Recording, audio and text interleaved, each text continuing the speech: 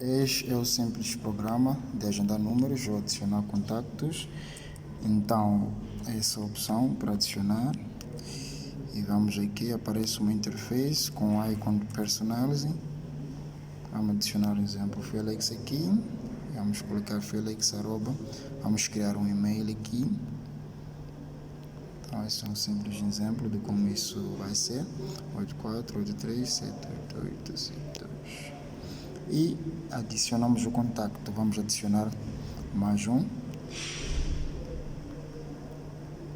Fanias@gmail.com. E aqui um contato. Ok.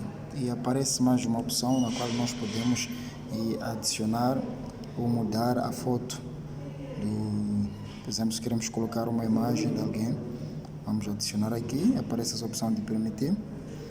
Então aqui vem ficheiros e escolho o ficheiro que eu quero colocar, por exemplo essa imagem, faço isto e pronto, adicionado, ele aceita. Este é o programa. Então quando quiser deletá-lo, é só, antes de deletar, vamos aqui, ele tem essa opção de pesquisar os contactos pela ordem alfabética, esse é um exemplo. E para deletar, vamos aqui, ele dá essas opções, como podemos editar,